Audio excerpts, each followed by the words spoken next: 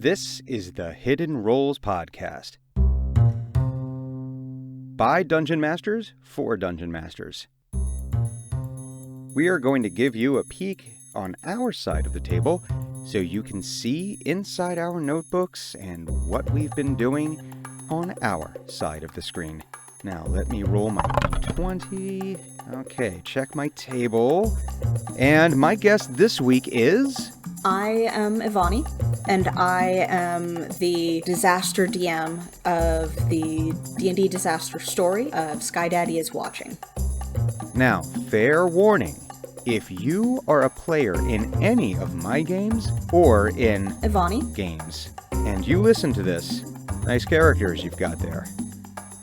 Be a shame if something happened to them.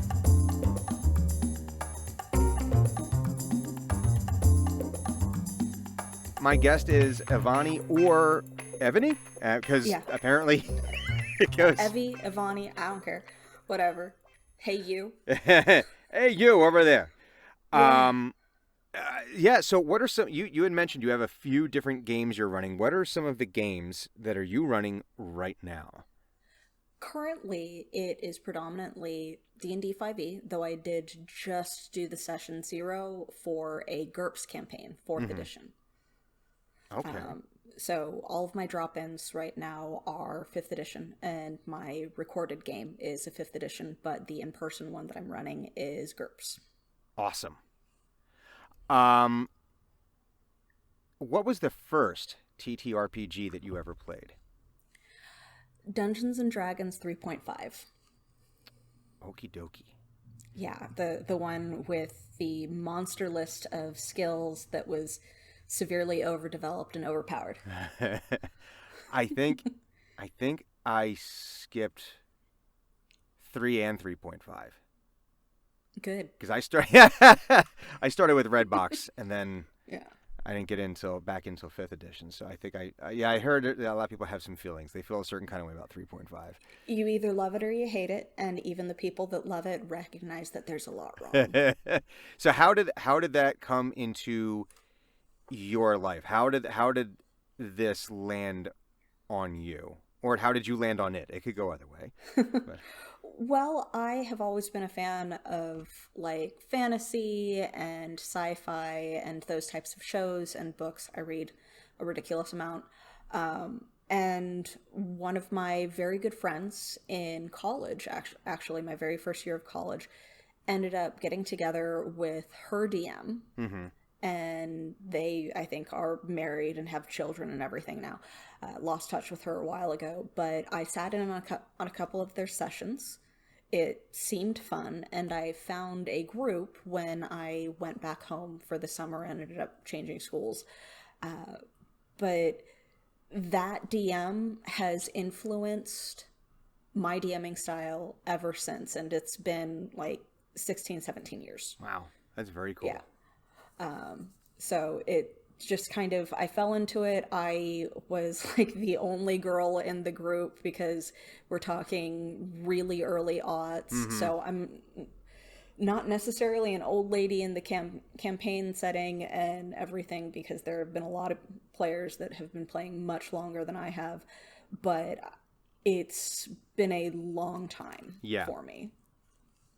So was D&D and TTRPG something you were already aware of going into it, kind of just like, oh yeah, this is a thing? Or was this like, oh, I didn't even know this existed? I knew that it existed. I had never known anyone that played it, mm-hmm. or known that my friends played it until I was already involved with it. It turned out that several of my existing acquaintances and friends already played, and mm-hmm. I just didn't know about it until I started getting into the scene. And then I moved down here, and pretty much half or more of my entire social circle is into roleplay games of some kind. Cool. That's always nice. So you had mentioned before that you're playing 5e right now. You started mm-hmm. with 3.5. You also started a Gurps campaign. Do you mm-hmm. have a favorite TTRPG system? Currently it's 5th edition. Mm-hmm. I have played in D&D, I've played 3.5, I've played 4.0, I've played 5th. I am now playing Gurps, and I've done a variety of other campaign types, like D6 systems, D10 systems, things like that. And I do like D&D 5th edition because it's so accessible, so you can get a wide variety of people. But I have a feeling that because I am a sandbox DM and a roleplay intensive DM, that I'm going to really end up liking Gurps for the basically customization that you can do of the system. So for folks who may not have heard of Gurps before, because I had a friend of mine in college who was way into TTRPG. I mean, far down the rabbit hole, like really like obscure systems. Like I think he talked about like one called Il Nomine, where you're playing as an angel or as a demon, or and he had mentioned Gurps a lot. And so for folks who may not know what that is, and maybe you can refresh my memory, because it's been a long time, I just remember it kind of being like open source RPG, but maybe you can explain that for folks. Kind of. It was started as an open source, and it's created to kind of be used as an open source. Gurps stands for Generic Universal Role-Playing System. So it is quite literally designed to where you can cherry pick portions of like skill sets and advantages and disadvantages to fit the setting that you want to create. It can be fantasy, it can be sci-fi, futuristic, historical, modern age, whatever you want to create with it, because it is so customizable, which unfortunately leads to the problem that D&D 3.5 had, where there's so many options that you can get lost if you don't have a guide. Yeah, I can see that. But it is very, very, very customizable, and since I almost exclusively do homebrew worlds, that appealed to several of the prior players that I had that wanted to do a new campaign with me, and it somewhat appealed to me, though learning it is definitely somewhat daunting. See, we just started a new campaign, and we decided we had just finished up a 5e campaign. And whoa, everything all right? Yep. Shortest podcast episode ever. So and we had started, we decided we wanted to get away from 5e just because one of the players in particular, but I think all of us were kind of like, let's just do something different. So we decided to move to a D10, and I adapted some stuff out of the Exalted system from White Wolf. But now I'm thinking of checking out Gurps now and seeing if that makes any sense. Yeah, I've explored a little bit in White Wolf and the Exalted system, and it definitely has more to appeal to a storyteller of a GM instead of a plot device and mechanics GM than D&D does, because D&D is at its heart a combat roleplay system instead of like interactive character roleplay. Everything that you do as interactive character roleplay is what the DM decides to do. Yeah. But with Exalted, there are certain aspects of it that I personally think leave you to have too much of the interpretation from the DM. So if that GM or DM is not as creative, or doesn't know as much improv, or doesn't have a lot of rules that they have in their head preset, it can create a lot of interruption or askance from the player side. Yeah, I could see that. Now, you see, I never thought of it that way. But that makes a lot of sense. It is not for a beginner. Like even, I think even like the Vampire, the World of Darkness systems have more stuff for you to rely on. Exalted, is... Yeah, it's dependent on your experience. That is really interesting. Like as a player, it's pretty easy to jump in, but as a storyteller, you would need to definitely take a step back and make that's wow. I had never picked up on that, and that is awesome. Yeah, it's also just a really fun world. They made it's just a really cool concept. They did. They created some and it's a storyteller's game. Yeah. That is why they call their GMs storytellers. Yeah. It's a storyteller's game. It is designed so that you have those little aspects of the politics and the socioeconomics and the social interaction and all of that stuff. It's designed around that and some combat, Yeah. but it doesn't have a lot of actual set rules and regulations for how those interactions work. So Yeah. the storyteller, the GM, is dependent on either their personal experience and knowing how that's typically supposed to run down, or really trusting your players to not make shit calls. Yeah. Yeah, there's that. And now that I'm thinking about it, it's probably not even for beginner role players that don't have that necessarily, unless they have that skill set. Like if you took a bunch of actors and put them into that, they'd probably be okay because it's so rules light that you're saying, all right, you have to describe the stunt you're going to do. Oh yeah, I'm going to do this, boom, boom, boom, boom, boom. Whereas like someone who's maybe just getting started, yeah, I could see where like starting with D&D is going to be a little bit easier because it's like, nope, we have a rule for that, or at least we have a rule adjacent to that, if not exactly for it. Yeah, so like if you're good at improv, it doesn't matter if you've done acting or done role plays before. If that's just something that you can do when you're bullshitting with friends and people, or you can come up with stories in your head, which is what a lot of people that role play appeals to are good at that, it's not as much of an issue. So jumping in as a player for that is more of the, if they have not gotten the indication or the habit ingrained in them of being that problematic player or that toxic player, I just see the Exalted system being more vulnerable to those types of players.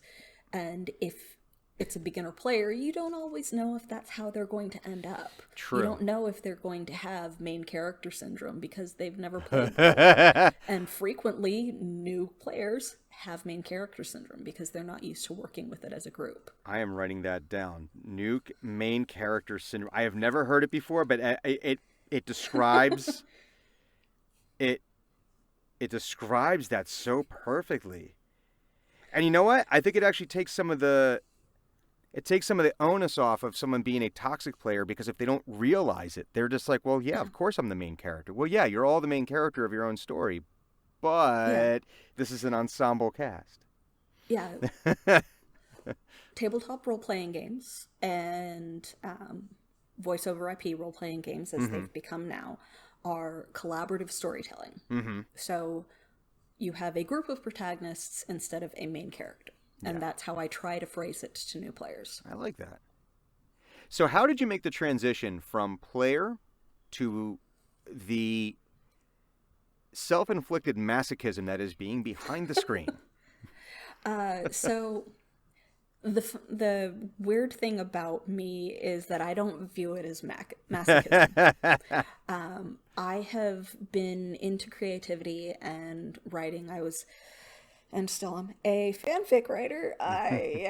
There's a little bit of the skeleton in my closet. Now you say that with pride. Don't shy away from that. I'm a little bit of a fanfic author for like, trademark and copyright purposes. I won't say what I am a fanfic author of on official recordings, but in addition to that, I do eventually want to become a published fantasy author. So I'm used to creating worlds because the way that I've always approached it is, if you understand how the world works and if you understand how the people around your protagonist function, then the story 70% writes itself.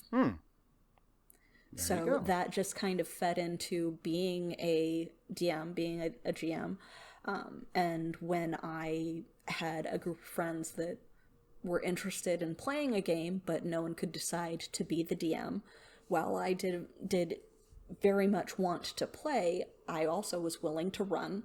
So my very first campaign was actually a co-DM'd campaign. We would each take a section of the story, and our character would become an NPC when we were the one running the story. And then when that particular quest line or whatever ended, the other person would take over, and we would jump back into actually playing our character. Interesting. It required a lot of trust from the players, so that you didn't have the NPC doing all of the heroic stuff. But Well, now I'm in the driver's seat, and now I am the main character. So you all sit down. yeah, you got to be careful of that. But I had a pretty good partner for that particular session, and it only lasted for about a year or so before the group just kind of fell apart to adult responsibilities. But it gave me a taste for DMing, and I really liked the world building and the NPC aspect and the creativity of it. Very cool. Yeah. So what's your favorite monster? I don't have one. Really? I legitimately monster don't have one. agnostic. My favorite monster is the one that is most fitting to the situation. Okay. Yeah. Okay. I like it. So now that we've gotten to know you a little bit here, we can start getting a little bit more behind the screen here, which is really what I like doing here, where we can start kind of letting people peer behind and see what it is we're doing, see our notes, see a few of our fudged rolls, things like that. Which happen. I've never fudged a roll myself, but I totally have. No, I absolutely. And my players know it. Yeah. My players know it. They know that and usually I fudge a roll to their benefit. Mm-hmm. And they know that. Yeah, I've done that so I've got 2 level 1 campaigns I'm running right now. I've got... Oh, that's painful. It is and it's not. And it is because, yes, it's level 1. And it's not, though, because both groups are brand new. So I've gotten to break them in. And okay. So that it's been, kind of both, where it's like I like running level 1. I like running characters from level 1 up, because then you get to see the ramp up of the character development and also the power development, you know? But the downside is it's so easy to one-hit characters and TPK characters. And so, I've fudged a couple when it's like, oh, wait, if I have the next rat come in, this is the shortest campaign ever. All right, rats won't come in, but they don't need to know that. Hope that they don't trip. Exactly. And do an athletics check. Oh no. You're okay. Roll new characters, guys. So, but you had mentioned you just run session 0, and that's something that is obviously universally considered one of the most important things. So what are questions that you ask of your players, or what is information that you need when you conduct your session 0 to ensure that everyone at the table, yourself included, has the maximum amount of fun, achieves whatever goals they're looking to achieve as people there? What is the information you need? What questions do you ask? Well, for a lot of session 0 itself, I consider it more of a group discussion, so that they can figure out how they fit with each other. Yeah. And I can figure out what they're looking for their character and out of their character. So a lot of people just want to create something that's fun to play. Nothing of themselves is in it, and it's just a puppet that they play around with. And then there's also a lot of people that it's some aspect of their personality, and they want something specific for that character and by playing that character. A lot of the people that are in this Gurps campaign, because I know them personally, I can tell that there are certain aspects of their personality that took a major role in creation. And that helped me, through more implication than direct question, figure out how they really wanted to go about it. I don't use session 0 as questioning them, because they create their characters prior to it. Right. I use it as figuring out what the dynamic of the group is going to be and the style of the campaign.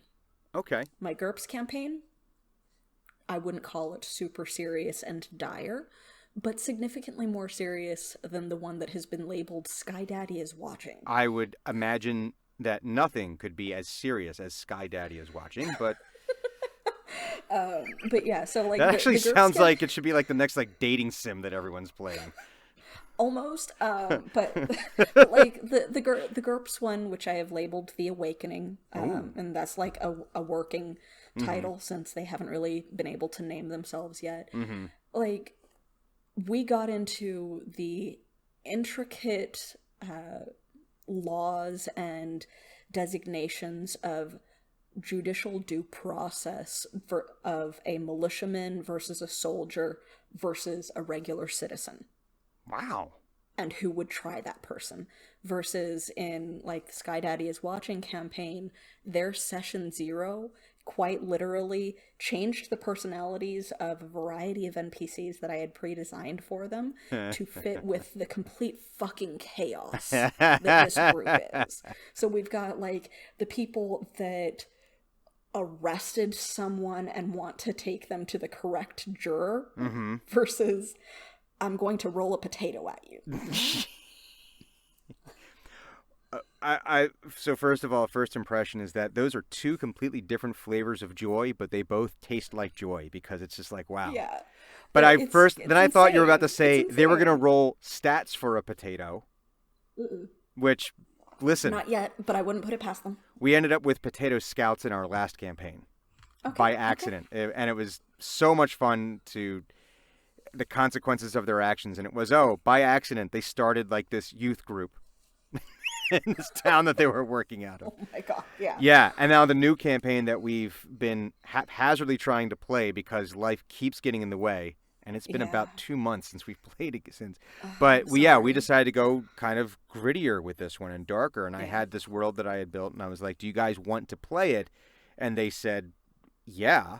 And then we spent about a month-long session 0 just talking things out, making sure that we were doing the things that everyone wanted to do. Yeah, so like, so prior to session 0 is when I start asking questions. First one, of course, is always the safety tools questions of what's your line, what's your veil, and then I also add what's your wish in there, like something that you specifically want as a goal for your character. Okay. So that I can make sure that everybody is comfortable and knows when to X card in the game. Yeah. And that changed a couple of things in each of the games. But it's more, my questions are about their characters, their motivations. I don't necessarily need a full backstory because your backstory is developed with your character and the character isn't finished when you start the game. But I want to know what you envision for your character, like some of the personality, what their interests are, and that is much more of a conversation prior to D&D than it is prior to Gurps, because there are so many advantages and disadvantages that create very, very unique characters. Like, you can have a character that has no like sense of taste or smell. You can have a character that is a fanatic. You can have a character that has a random odious personal habit, and that odious personal habit happens to be that they suck their teeth. Oh. Like, all of that is defined in Gurps. Wow. So that created some very deep. easily known characters for me to just look at the character sheet and go, okay, I have an idea of how this character will behave. But what's your mood on this character? What are you looking for? Where's your interests lie? What type of personality are you thinking of giving them? Why are you going in this direction? Give me a reason behind this particular disadvantage or this particular advantage. Why did you choose that? So it's much more targeted toward each player than a specific question that I ask. Right. So going off of that, because you just awoke two not great memories of games that I run. What are your thoughts? Because, well, first of all, I mean, it sounds almost like first edition, like with all the tables and everything. And I miss some of the tables. Second edition had so many tables. And as a child, it was like, oh, I don't know what these are all for. And now I'm like, I miss the treasure tables.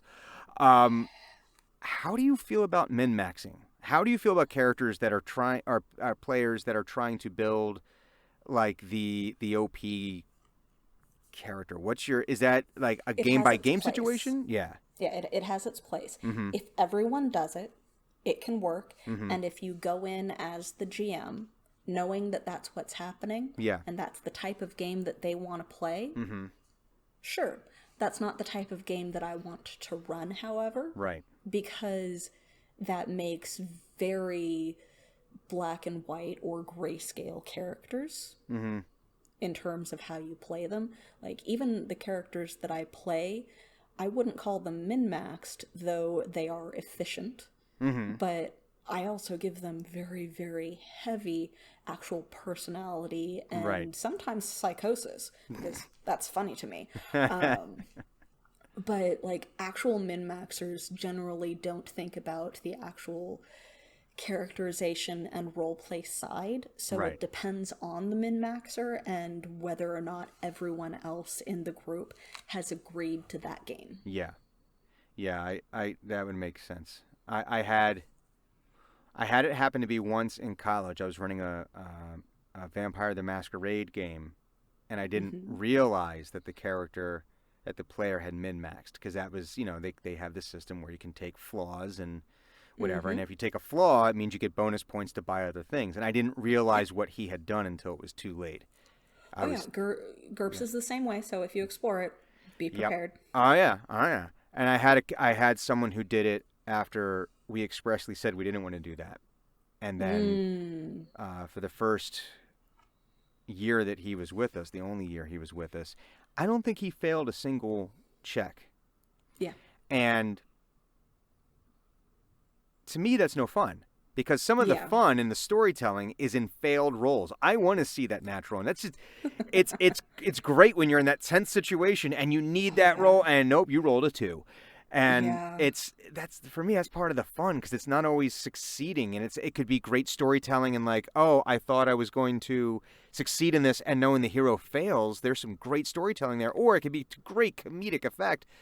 But yeah, so like it's that the same thing can happen nowadays, and the 2 players that I have in the Gurps campaign that have not played under me before were trying to warn me about how it's so possible to min-max, and you've got to set a limit on the amount of disadvantages people can do, because they can create really powerful characters. And I'm just like, well, are you going to do that and mess with the balance of the party because you have 2 people that have never played this system before that are playing with you and won't even know how? Yeah. Or are you going to create a character that you will enjoy playing that's an actual character?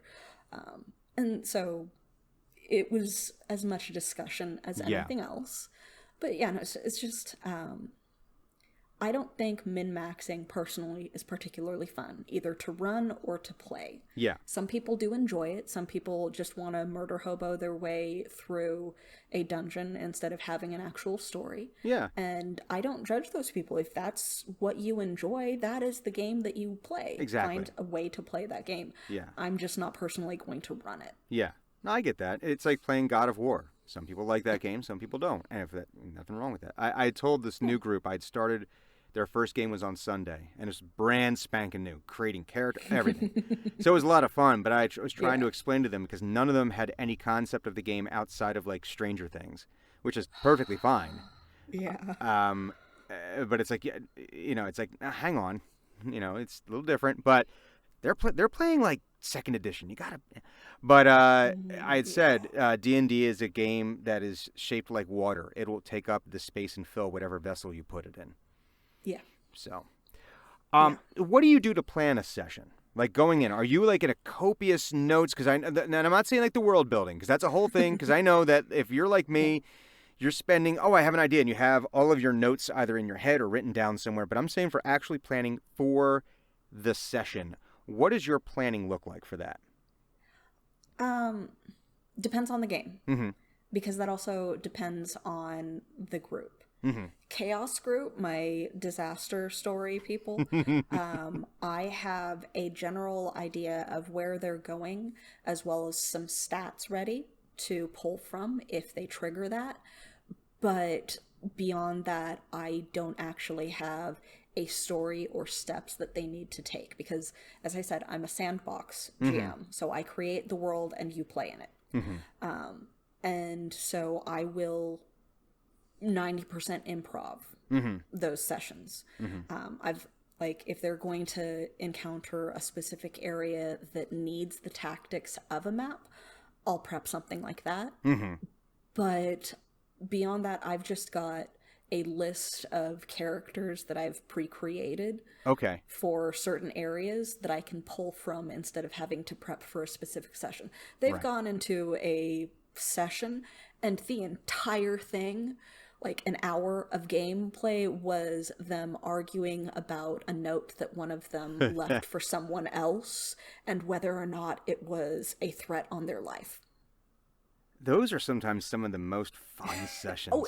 It was hilarious, but we didn't really achieve anything in the game because it was all interactive roleplay, which I encouraged. I fed them situational things to help with it because that was what my job was for that particular session. But I didn't need to prep, after you argue here, you're going to go there and you're going to talk to this person. That was entirely improv. Versus the more serious players, because they have specific things that they want to do. I will have events that will happen on a specific timeline, so more of a list, as well as that random card catalog of characters with pre-designated stuff. But I am very, very loose in it because I sandbox, so it's never going to be a full notebook or even just multiple pages of something for a single session. All of that goes into the world building and the pre-prep of NPCs and monsters and such. I learned the hard way of the over prepping, and you have all the detail and if they do this, they're going to do this and this. Because I was in my head, because I hadn't gone near D&D or any TTRPG in probably about 20 years. 18 years, something like that. And so when I was jumping back in, I was planning, but I was trying to build it out almost like you see the modules, where they have the little bits of dialogue, and if they do this and they do this and do this. And of course, 5 minutes into the game, it's already broken. That was actually very common. That was part of play during the older versions of D&D. Like, a lot of the newer players don't know that when you play Red Box or even First Edition, it was very much a set story that you were flipping through the storybook and playing that specific story that the DM had catered to you. It was a catered experience. As more people have gotten into it and brought their own personalities and what they want out of it. I'm gonna pause you for one. I'm gonna pause you for 1 second because go ahead. I don't know if I'm recording still. Ooh. Yeah, what happened here? I can see us. Give me 1 second here. Okay, so we're definitely still there. But I just noticed, like, the thing that's keeping time. Ooh. Okay. Is seriously lagging. Oh no, we're fine. Okay. And we're you know what? I'm gonna keep it in because let's show the imperfections. Yeah. Do it, man. Yeah, dude. Just because it isn't. This is exactly like it is being behind the screen. Oh crap! Actually, this brings us to a different question. I'm gonna switch some of the questions, the order of the questions here. So when players do something completely unexpected and unplanned, you've mentioned a lot of improv. So you have a lot of world. How is it that you deal with it? Is it just because you have the world built so, at least for the moment, built so well in your head that, okay, I can describe this, this, this, and this, and I have the NPCs? Or do you have, like, what? Because I know that's a thing, especially new DMs who are just getting to the table, and they might only have seen it in fiction, in a environment like a Stranger Things, where you're seeing a little tiny snippet, or maybe you're even seeing one of the big games that are out there where you have a DM who's so good and they make it seem seamless, like so everything easy, they've planned for everything. And I mean, listen, Dimension 20. Oh yeah. I mean, I'm going to reference Jerry Holkins from Penny Arcade. I will reference Mike, our friend, or our friend, excuse me, Matt, because Matt Mercer. I have a huge crush on him. I am a proud hetero man who has a massive crush. He is a sexy dude in every possible way, and part of it is because lesbian, and I'm right there with you. Because he's just so. But part of that again is I always say part of it is that he's playing with some of his best friends, and there's obviously a very tight, loving relationship there. But god damn, that man is smooth. Oh yeah, we're gonna go right or left, and it doesn't matter which way they choose because they didn't really choose it. He got them to go exactly where he wanted them to go, or maybe he didn't, and you'll never know. I'm sorry. I have to just sort of. I have to gush on him just a little bit. I have actually a strong opinion on that. Okay. It isn't just that Matt Mercer is an amazing storyteller and you see him flipping through notes. And he's got fabulous hair. Let's just put it out there. Oh my god.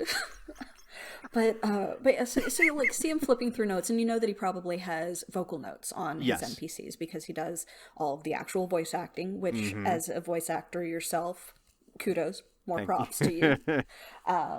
But in addition to that, while he has very self-admitted imposter syndrome, one of his greatest skills isn't his voice. It isn't the story. Yeah. It's how he can read his players, which does come from knowing them.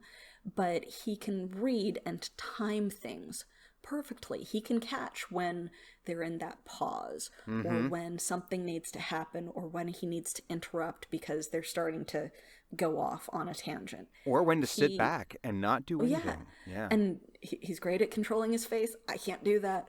He controls his expressions so well. Every now and again, Sam breaks him. But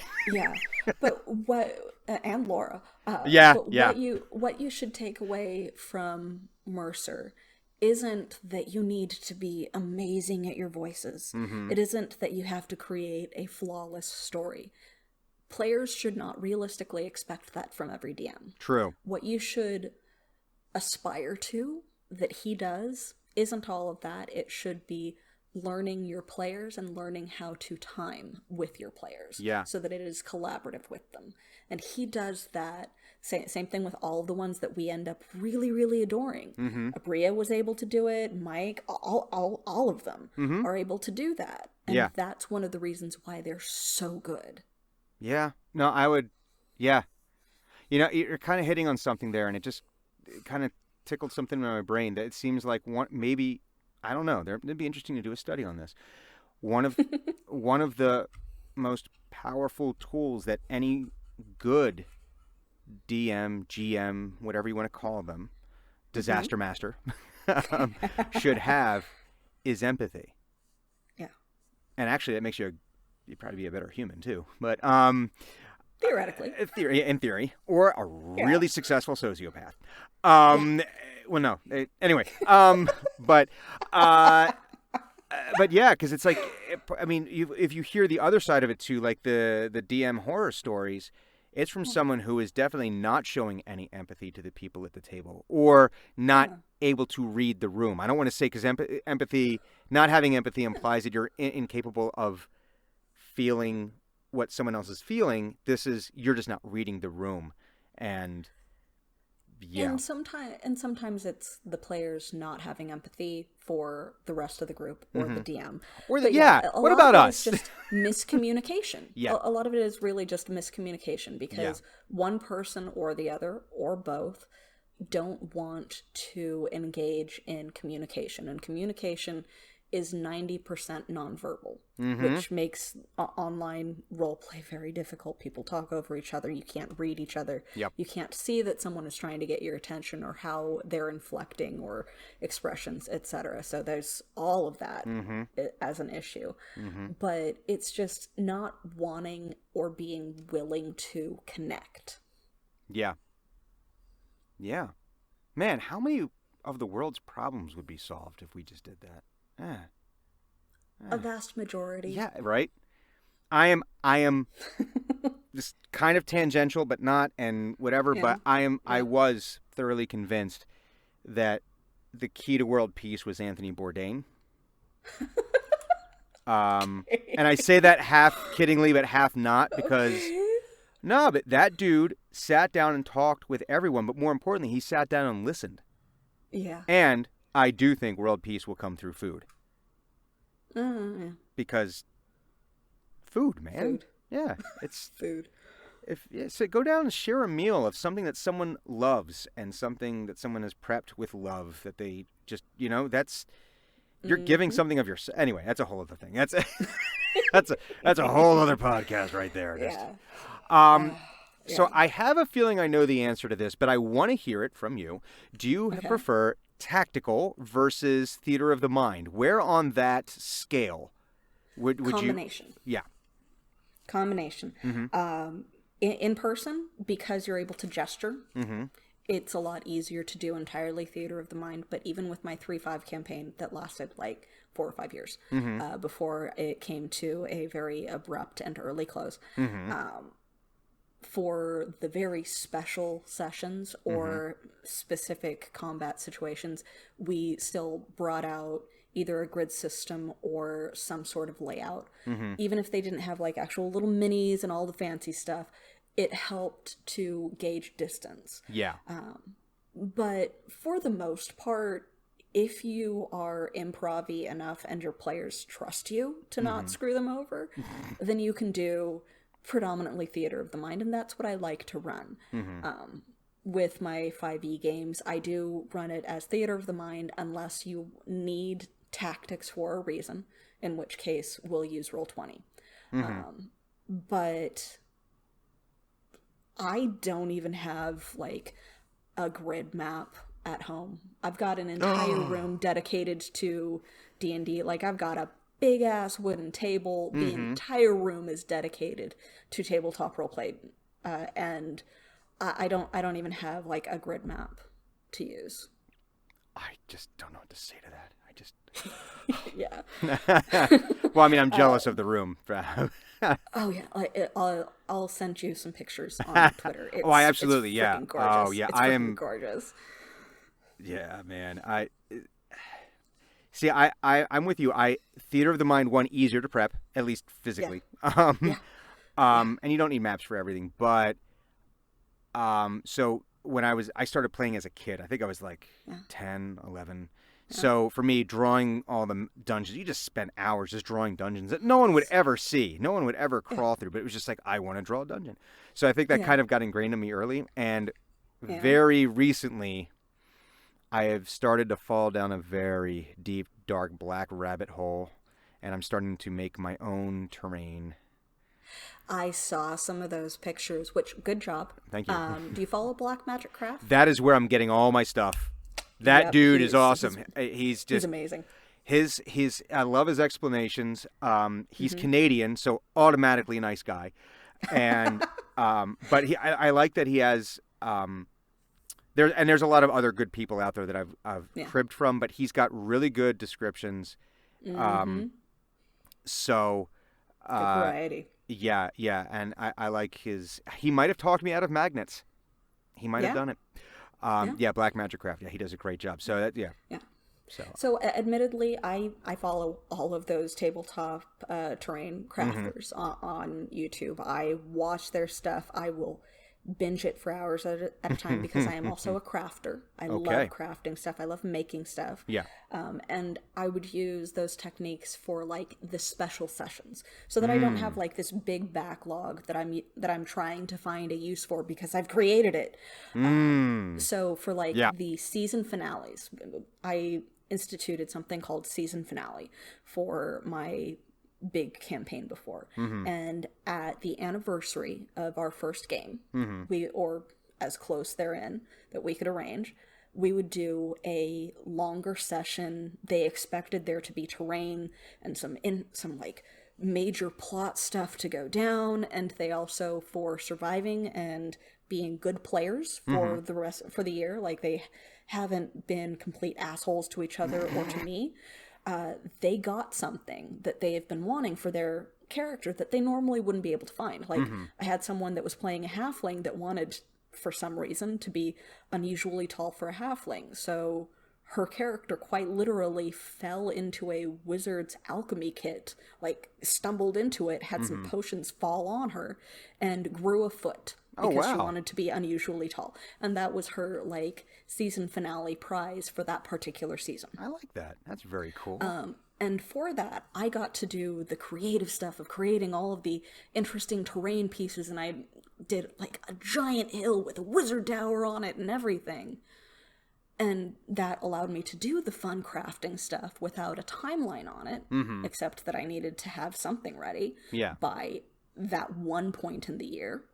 But I didn't have to have a huge backlog of it. Yeah. So it's fun. It's fun to create. I love it. I love making the stuff. I, like, did an entire, like, mirrored labyrinth and everything.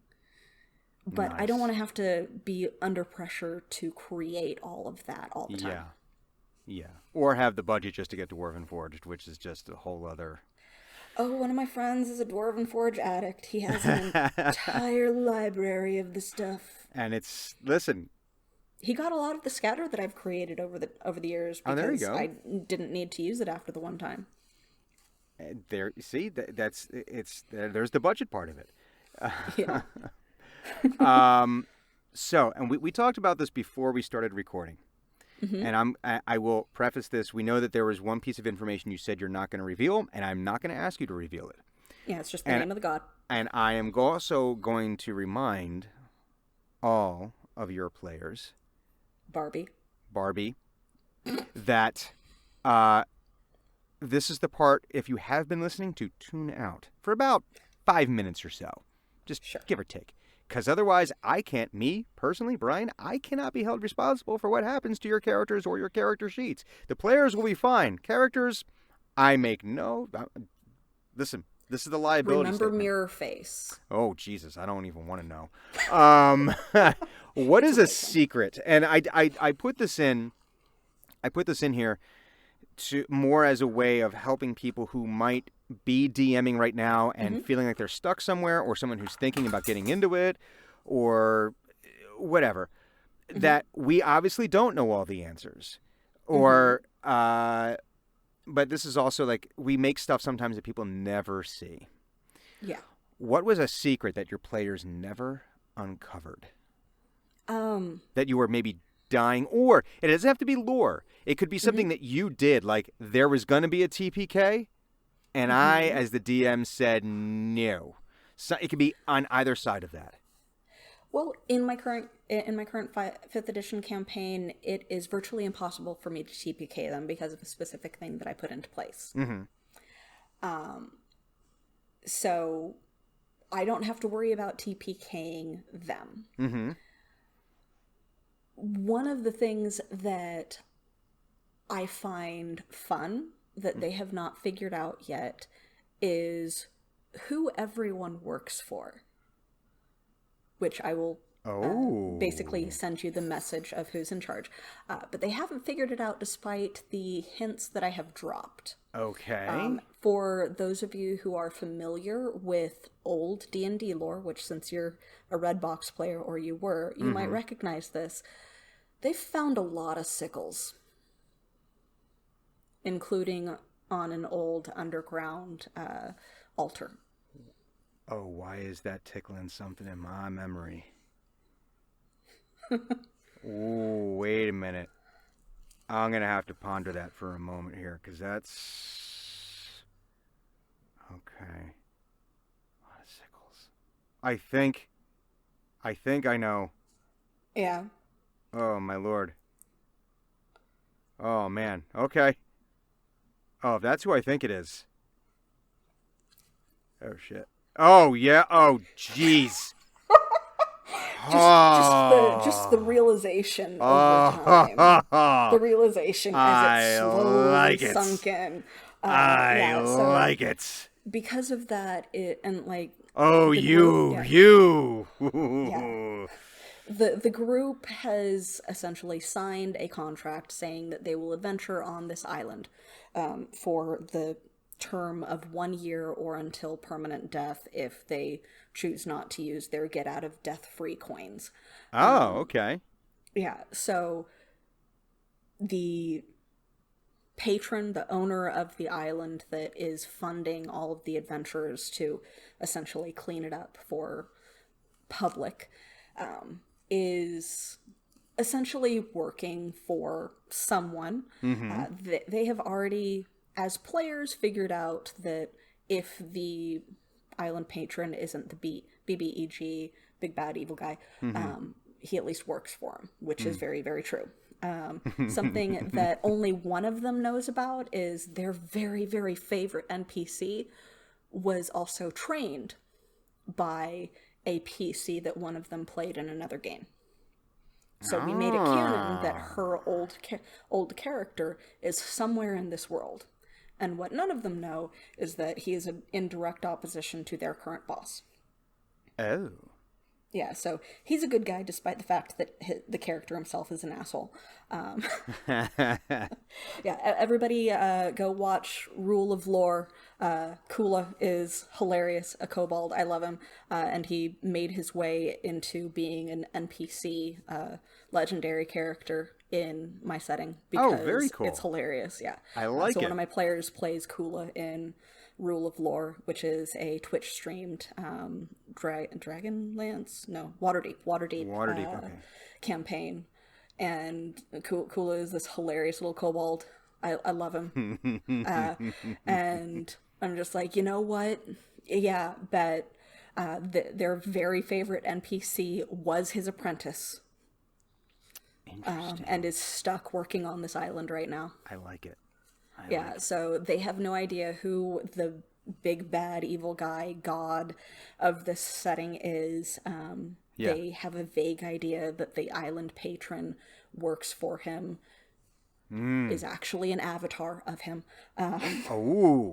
Yeah, and a variety of stuff. And that's just kind of the background plot. They might never discover it. I don't know. It's a sandbox campaign. Yeah. But you kind of hope they wander into that area. But I kind of do. I kind of hope that they eventually figure that out, and I hope that they eventually figure out that there is an adult black dragon lurking in the swamp up in the north of the island. Okay. One of them was has a black dragon terrorizing his family and his backstory, and I placed that there as a special gift for him. Ooh, I like it. I like it. Yeah. I've got 2 pieces that I'm hoping I can reveal to my players if we ever get to play again. I am really hoping I can reveal. I revealed one of them with one of the other guys. I'll tell you after this. I'll tell you after we're done recording. Okay. Yeah. But there's 2 pieces there that I'm really. It's like I don't want to shoehorn it because then it loses it. They need to discover it. But they gotta figure it out. So please figure it out. Yeah, I know that feeling. Okay, so now we get to the questions from the community.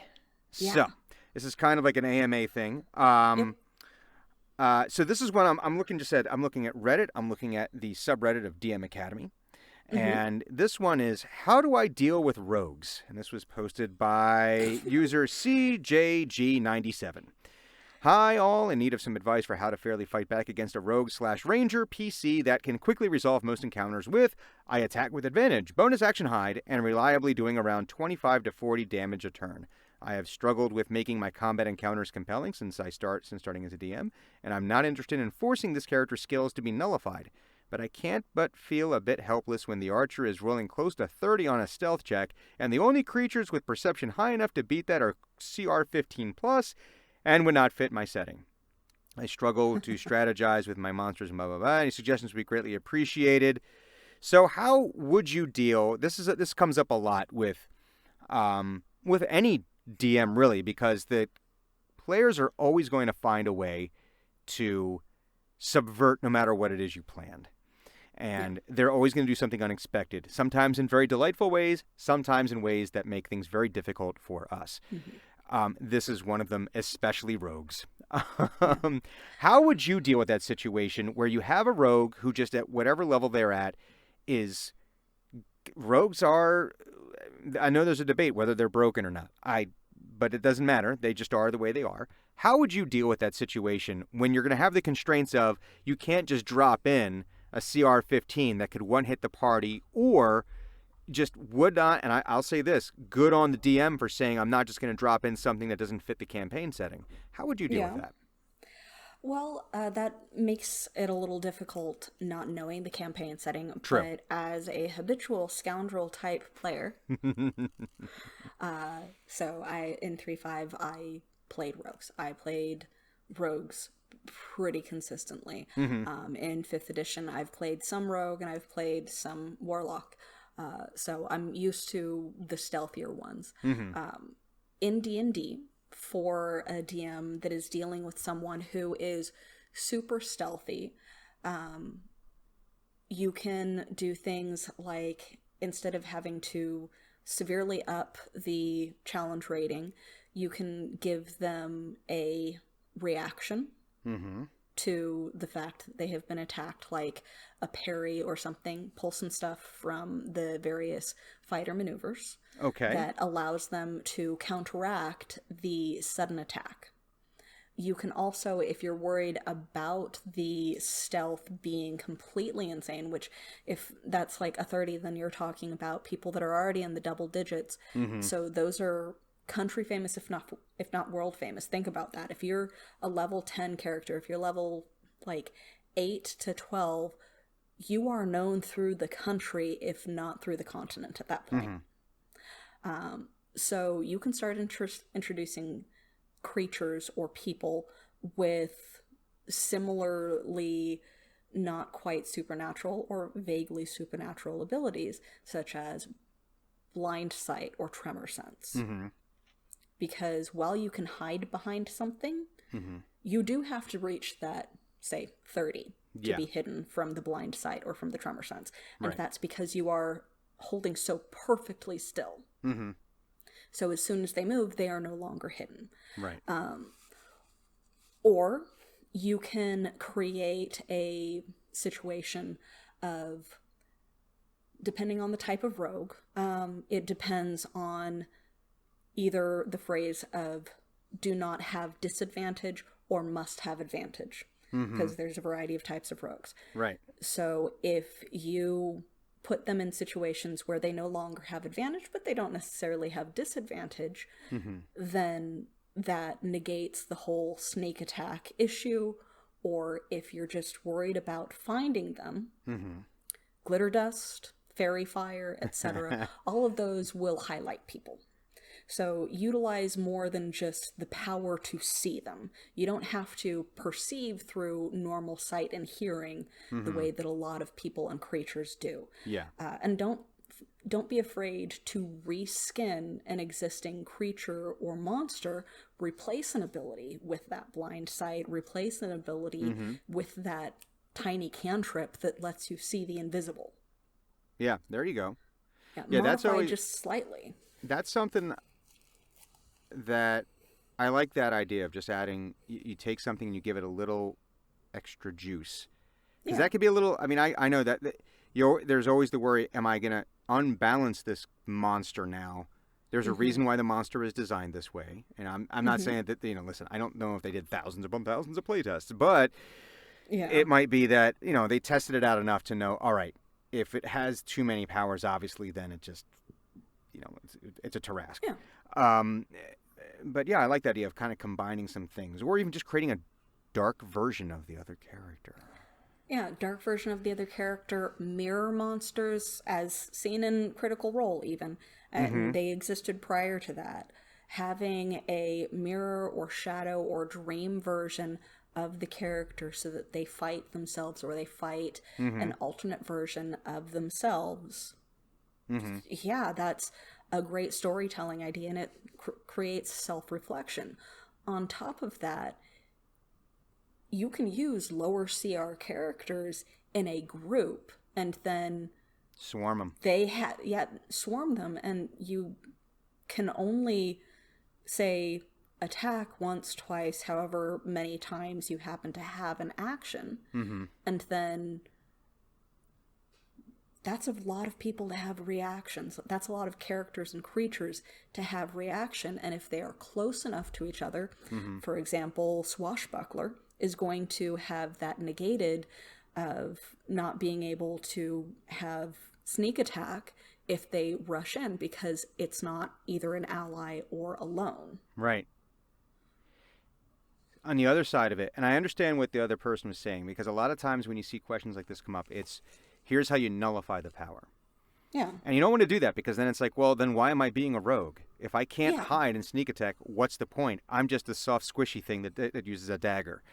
But something that just came to mind that might be fun is on the arena side of things, the terrain side of things, is maybe where they can hide, but make the hiding more difficult. Not so much that, oh, there's this little nooks and crannies, but maybe at the top of every round, you roll a die and the walls start seeping acid. And if the person has to make like some kind of saving throw if they want to stay hidden or take acid damage, or there's spikes that randomly come out. And so it's not every turn, so they can still have the fun of being a rogue, but they got to think a little bit about how they want to, or just take the creature and just double the hit points. Create higher hit points. Reactive measures. I'm big on reactive measures. Like it can be a parry, like with a fighter, or it can be a monster that, for example, does Misty Step as soon as it's injured as a reaction. So it changes its position, it changes the tactics on the battlefield.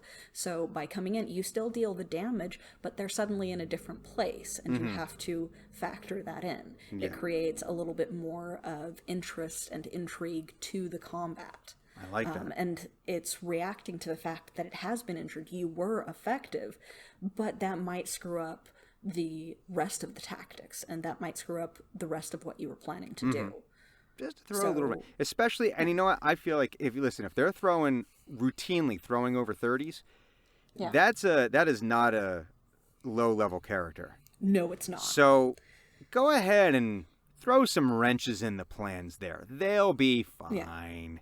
Yeah, which they might be playing 3/5, which 30s, you don't even have to be a level 10 for a 30. That's true. I guess, the addition matters, So if you're playing 3.5, and that's just a particularly stealthy rogue that is coming in there with massive amounts of sneak attack, particularly if you played the combo in 3.5 that I did, where you were cross-classed rogue swashbuckler, which they combined for 3.5, and you took the feat that allowed you to like stack your grace and your sneak attack. That created a very, very effective specifically combat rogue. But they didn't have, like, other than just an offhand attack, they didn't have, like, multiple attacks per round like they do in 3.5. So even if you're able to hide at the end of that, even if you find some way to use that combination to hide, and you have that, like, 30 hide, that 40, 50 hide in 5th edition, you are hiding from sight. And if you're quiet enough, if you have high enough stealth, you have both hide and move silent, because they separated that in 3.5. Stealth was separated into move silently and hide. I'm So starting you to have think to I'm roll for glad I both of missed them. 3.5. Be glad. It was a headache. I came in my day. We came up with Thatgo, but that sounds now it's like, man, Thatgo sounds positively. Thatgo is just knowing a formula that you have to do.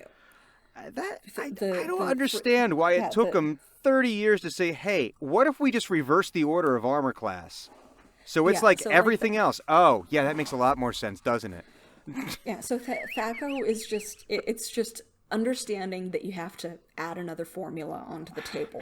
With 3.5, they got rid of Thatgo. They had the base 10 armor class moving up with armor and dexterity, etc.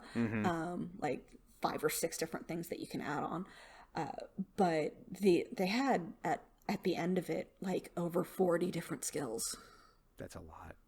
Yeah. That's a lot of bloat. Yeah, they had like a lot, which Gurps has even more, but that's part of the custom creation. Yeah, that sounds like that's the difference. You don't have classes in Gurps. Yeah, that sounds like that's the difference between getting the off-the-shelf software application that you want versus getting the open source one that you're gonna have to dive into. But if you have the ability to do so, you can get a lot more out of it. But it's not for the faint of heart. Yeah. Yeah, but yeah. So like, oh God, yeah. 3.5 had a ridiculous amount of skills. A lot of them had synergies, which those synergistic skills were combined in 4th edition and then further pared down for 5th edition. But like you had things like you hid and then you also moved silently. Right. So you would have to roll for each. So there's the ability to potentially roll poorly in each of those. And both of them depended on normal sensory experience. Same thing with stealth.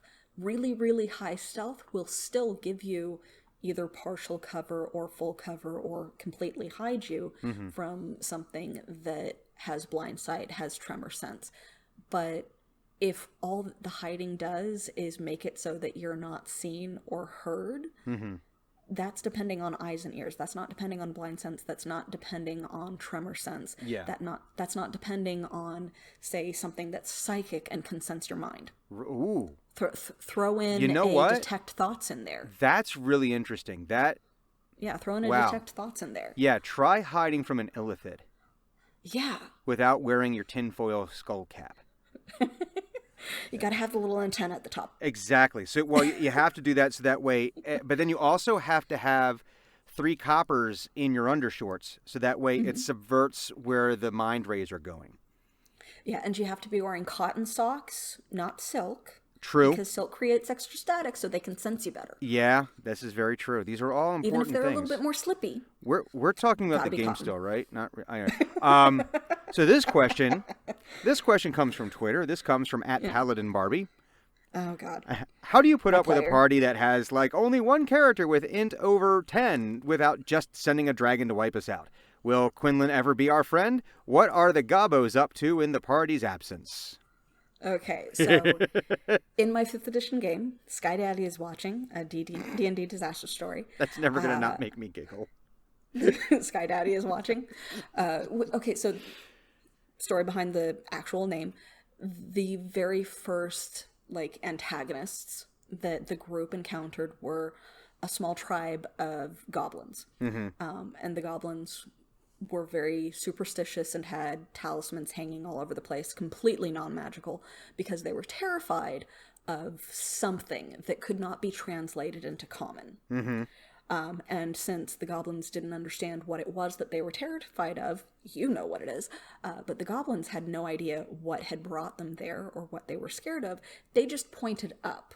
So the group, not having a word in common, were just like, so what, you're afraid of Sky Daddy? And it became a running joke that Sky Daddy was watching because they were afraid of being watched by whatever the power was. I love it. And thus it became Sky Daddy is watching. That's not what the original name of the campaign was. The original campaign was Isle of Coin. Sky Daddy is watching. I'm just gonna say it's an upgrade. It's just they are the Chaos Gremlins. That is the premium content we are here for. But yeah, so in my campaign, Sky Daddy is watching because they all signed a contract that they could not read and did not fully understand. They, without even speaking to each other, collectively somehow decided to use intelligence as their dump stat. So the smartest character in the group with an intelligence of 12 is the fighter. Oh, wow. Yeah. I can see that being problematic. Everyone else has 10 or lower intelligence. They are all morons. And they acknowledge that. They acknowledge that they're all idiots. So I don't necessarily handle the fact that they are idiots. I just sit back and enjoy it. I mean, it's like the Muppet Show.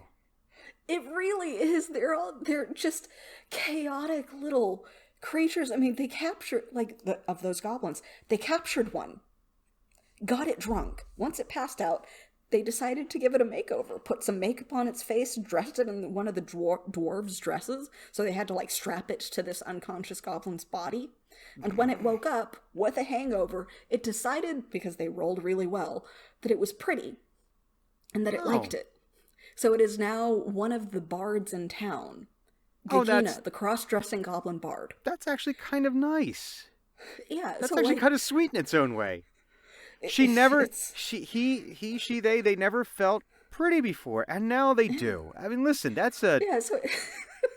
but yeah, so like from that, these complete idiots decided that they were going to befriend as many of the random creatures on this island instead of killing them as they could. And if they didn't want to be friends, if they didn't want to be intimidated into friendship, and that is an actual quote, then they would deal with it otherwise. We have our methods. So they've captured a variety of goblins, like 4 different goblins. One of them became a cross-dressing bard that like stalks the other bard around the town and screams at the top of its lungs the one song that it knows. And then the other 3 decided to become bakers and ousted the baker. The hostile takeover. So I'm not going to let them know what the goblins have been doing in town, which this will probably not be released before our next session. I don't know when is this going to be released? I don't know yet. Okay, so we'll hold off on that. Well, I have time in that case. The goblins have successfully established their bakery and given a variety of the workers that are making expansions to the town food poisoning. They have also terrorized one of the other NPCs that was meant to come in as a merchant of some kind and intend to offer a variety of tinctures out of there as well, because they know the forest better than these other humanoids do, so they're going to just mix up whatever they feel like. Like you do. But they love bread, so they're trying and failing to make good bread. And have only exploded something once. Well, listen, that's progress. Yeah. I like it. So I answered the intelligence question and the goblin question. Quinlan. And this is specifically for Barbie, who I'm pretty sure will listen to this, and if Dawn does as well, who plays Brucelin. Quinlan says, "I am not your friend. I am your handler." Excellent. Gnomes in that setting, instead of the gnomish accent, and it really is just the accent of gnomes learning common, sounds like an android. I love that. So they were convinced that he was a robot to start out with, because I had gnomes, the actual language of gnomish, be very lyrical with highs and lows, that when you have a different grammar set and different words that you're attempting to fit your mouth around, comes out, unfortunately, like a robot. Please tell me more about what you need. I am not your friend. I am your handler. That reminds me of the what were they called? They were in Mass Effect. It was like the giant elephant creatures, the aliens, the Elcor. And they always had to proceed whatever they were saying by the emotion, because their emotions were so subtle and so pheromonally influenced that they realized that nobody else understood. They just had this complete flat affect when they spoke anything but their own language. Oh, that's another thing that I'm hoping the characters will eventually uncover, that I will reveal to you in chat, because the non-recorded I definitely can't have that on recording. Okay. But you'll find it both sad and touching. Awesome. Yeah. All right, so we have 3 more things here. 1 tip for a new GM/DM. They're just getting started, brand spanking new. They still have the fresh, brand new GM smell. What's 1 tip you would give them? Don't be afraid to stand by your own creativity. That's good. Yeah, in improv, in creating characters or making decisions about NPCs or the story, that comes from your own creativity, whether you're using a module or not. How you present that, how you enact it and work with it is based off of your own creativity. Decisions that you make in the middle of the game off the fly are based on your own creativity. Don't be afraid to stand by that. In whatever rules is written you're using, no matter the system, one of the first things that they tell you is that the GM makes the decisions because they run the world.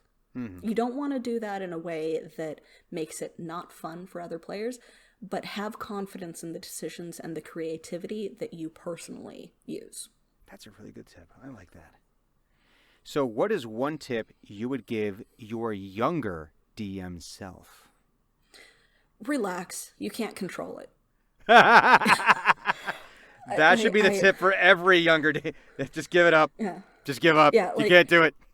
Yeah, stop trying to control the players' decisions. Stop trying to control where they're going. They're going to go wherever they choose. I was originally a story GM instead of a sandbox. Like, I was never Railroad, but I was originally a story GM instead of a sandbox. And just give it up with the players that you end up playing with. They're going to go where they think is fun, and you'll have fun too if you just relax.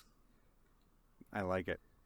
Yeah. Yeah. Don't try herding the cats. It just because they're cats. They are. They're gonna go where they're gonna go. Just give it up. So any places people can follow you, should they so desire, or should you desire that they follow you? Well, I'm not going to give out my personal Twitter handle. No. You found me. But I will go ahead and give out the group Twitter handle for the Disaster Story game. It is at DnDisaster Story on Twitter. We will eventually also have an Instagram, and from there you can find our website, and we will eventually be announcing the release of the podcast, awesome. Real Play podcast of the D&D Disaster Story. Sky Daddy is watching. It's never not funny. Yeah, it's never Sky Daddy. Funny. I love it. And you know who Sky Daddy is. I know who Sky Daddy is. Which makes it funnier. Makes it so much better. Yeah. Well, yeah. That brings us to the end of this episode, and I have to say, this has been a ton of fun. It really has. It was great talking to you. I love nerding out about this stuff, and man. Yeah. I think we might have solved world peace at the very beginning of this. It was just downhill from there, but... Yeah, we did, but... Yeah. We still had fun doing it. I was absolutely. Yeah, Thank you so much for coming on to the Thanks for having me. Yeah, thanks for having me. Yeah. Well, that's it for this episode of Hidden Rolls. Remember, players, if you're in my game or in Evani game and you listened to this podcast, your characters just might get darklinged. Yeah, that's a thing. We're the Dungeon Masters. We can make it a thing. Please make sure to give us a big old 5-star review on whatever platform you happen to be consuming this podcast on. Please follow the Hidden Rolls podcast on Twitter at hidden_rolls. And you can always give me, Brian Wiggins, a follow at the St. Brian on Twitter and Instagram. Thanks for listening. We'll see you next time.